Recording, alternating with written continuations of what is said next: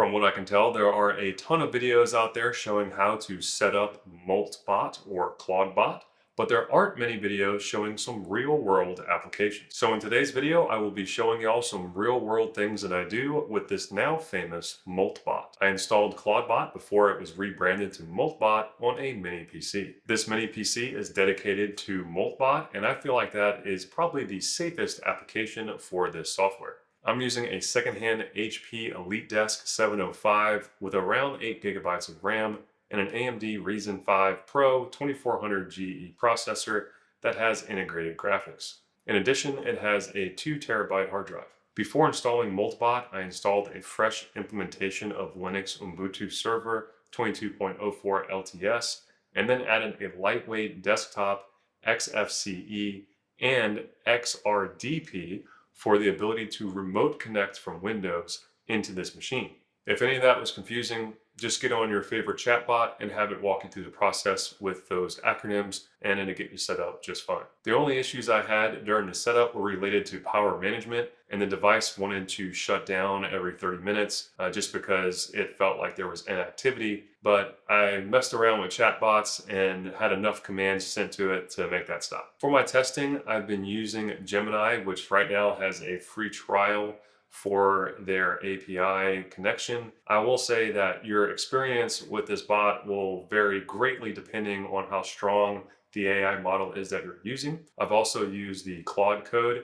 That works really good, but it is slightly expensive when you're buying tokens. If anyone has suggestions on a cost-efficient AI API that I can connect to, go ahead and put that in the comment section below as a suggestion, and I'll make sure to give it a go. As far as communication with Clawdbot goes, I use Telegram. That seems to work great, and it was very easy to set up. I had some issues trying to set up Signal, so I just bailed on that and went to Telegram and haven't turned back. So some of the first things that are easy to integrate with Moltbot will be something like a Gmail. I created a Gmail account for the Moltbot, which allows me to not only utilize shared drives on Google Drives with my personal account, but also share my personal calendar with this new Gmail. It's also cool for the bot to have its own email address because then it can send out emails to you or your friends and family with reports that you make. I note this stuff first because having the ability to utilize a shared drive between your personal files and the Moltbot really opens up the abilities of this system, and it also sections it off from your main PC. It allows you to share some of your personal files with Moltbot, but then hold back others. If you installed this on your personal PC and gave it free reign, I think there are some obvious privacy and security risks. So while I was playing with just having the shared drive, one of the first automations that I did with Moltbot was a data gathering automation. Every day I take a picture of my scale. I like fitness as much as the next guy, and I like tracking some of this data. And for years, what I've done is I've gone back through my phone and manually entered in my weight and some of the other data points from my scale into an Excel spreadsheet. This is obviously very time intensive. So what I did is I put a lot of those pictures into one of these shared drives and then asked Moltbot if it can go through those pictures and extract the data from them visually, putting them into a CSV, just the way that I like to copy and paste them into my main sheet. I honestly thought this was going to be a bit of a stretch, but it went, looked at them, wrote an entire Python script to visually recognize this data, formatted it the way that I like to have it formatted, and then exported it into a CSV. In my case, it put that CSV on the shared drive, but it could also just email it to me as well, and I can open it up at my leisure. Now, different AI models will handle this differently. At the time, I was using the Gemini API, and it had access to a Gemini visual model, but maybe some others won't have that. But just keep that in mind. This is some pretty cool functionality that will save me a legit decent amount of time hand entering this data. It really makes you feel like you have a human assistant that you just gave a very mundane task to and said, hey, go look at all the pictures of my weight scale and type it into Excel for me. It literally did that. And now it can do it on demand. It can also watch that folder with a cron job, and every time new files are put into that folder, it can do this script. It can run this script and put all the data into your Excel document. So you can get pretty fancy with how you want to implement something like this. Another cool thing that it can do with its visual engines is potentially make thumbnails. I had a picture of a rusty wrench that I plan on restoring, and maybe I'll make a YouTube video out of that restoration. So I told Moltbot, hey, take this picture, and make a catchy YouTube thumbnail. And while it's not the best thumbnail ever made, it's cool that it made an attempt, and it's probably, passable for maybe a small YouTube channel that doesn't want to spend a lot of time on its thumbnails. Maybe it's passable and it could have been used.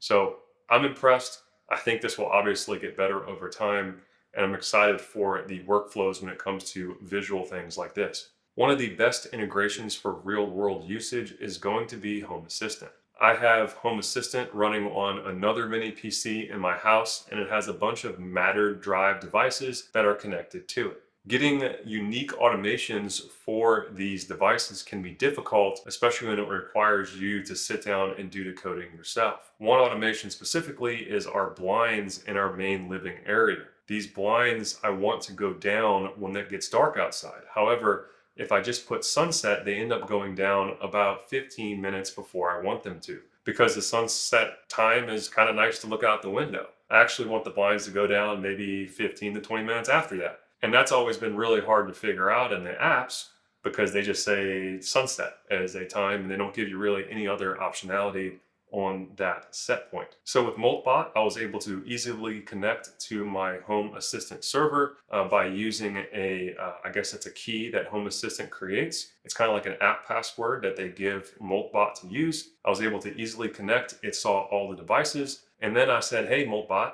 I would very much like these to go down at 15 minutes after sunset. So what it did is it wrote a Python script that went and grabbed the weather data for the area. It says, hey, I will run this thing at 3 p.m. and get the sunset time. And then I'll add 15 minutes to that, set up a cron task, and run it at the appropriate time to lower the blinds.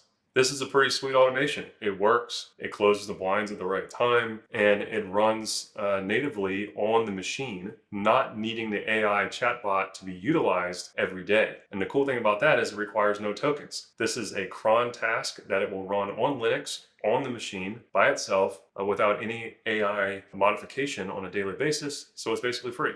I did the same thing with some locks. I set up some lock times, and you can kind of get the idea. Once you have your devices hooked to something like this, you can just tell it what you want, and it's a master Python coder, and it will make your devices do what you want them to do. If you already have a bunch of Python code that you wrote for Windows, I found that Moltbot is very good at taking those Python scripts, adjusting them for Linux, and then automating them if you want on the cron jobs. I have a bunch of scripts that I like to run, like maybe some reports, and I would run it on demand on my Windows PC on VS Code. But in this case, I just gave it that report. I said, hey, I want to run this every Wednesday morning, and it did it. And it made that code in a couple minutes, and we're good to go. And while we're talking about reporting, you might as well give this thing access to some form of news. In my case, since I already had a Gmail account set up for this bot, I was able to create an X account that just this bot can go and log on to. It won't be posting anything. I don't want to do any bot X account posting,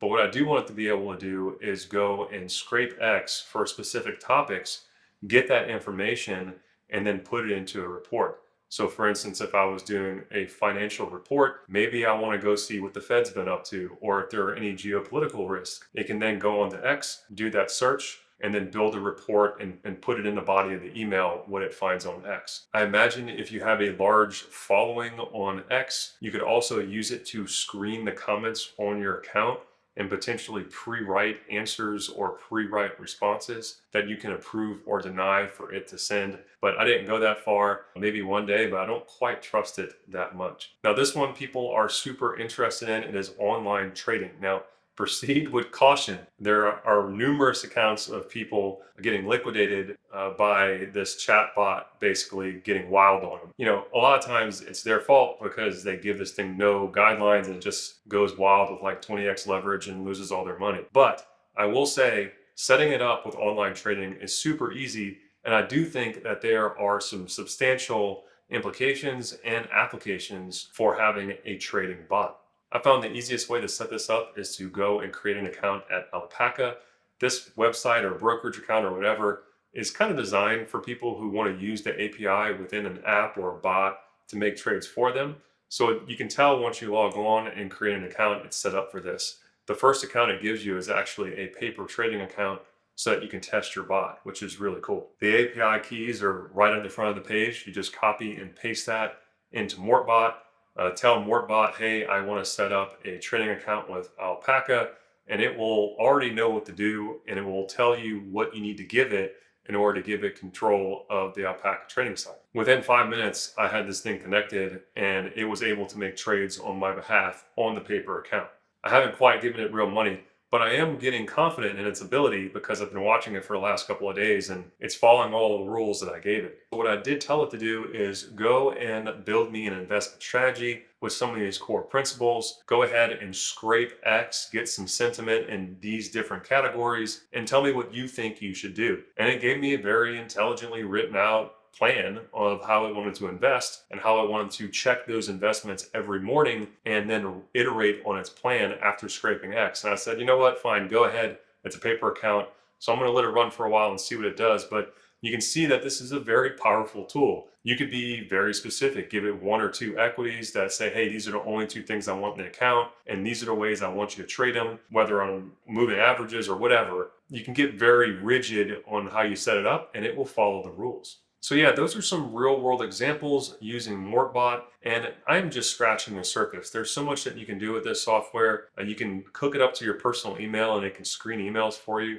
I'm sure it can do the same thing with Teams. And once you have it connected to things that move in the real world, like Home Assistant, you can really start getting in the weeds of how you want to make things move. Now, it can also be fairly expensive. The tokens aren't what I would call cheap. You may be spending anywhere between $20 and $100 a month, depending on how much you want to use it. One way that I found to save money is to install a local AI onto your device and have Moltbot use it on the side as its assistant so that you don't use tokens for mundane tasks. So in order to do this, I used Ollama, and they have multiple packages depending on the power of your machine, multiple models to use. And I installed 4 of their smaller models that Moltbot suggested I install. And the nice thing there is I told Moltbot, hey, I want you to be a hybrid. Whenever you're doing something very simple, maybe some text reading or summarizing, go ahead and use the local AI on the device and don't use the tokens if you don't need to. Don't use the Ferrari to drive down to the grocery, use the Honda Civic. This has been working pretty good. It seems like it understands how that could work and save money. As long as you make sure to be very clear with it, it will put it within its guidelines so that it knows, hey, if I'm going to do something mundane, use the local AI. Now, my system isn't that powerful. It's just a mini PC. So the local AI really isn't that powerful, and I'll hear the fans spinning up whenever it's being used. But if you did have a large computer, maybe with some graphics cards on it, you could get a pretty powerful local AI on that machine and save a ton of money when using Moltbot. So please let me know if y'all have any additional ideas for me to test. Put them in the comment section below. And if you like this video, please consider subscribing to the channel. Until next time, this is Redbeard Engineered, signing off.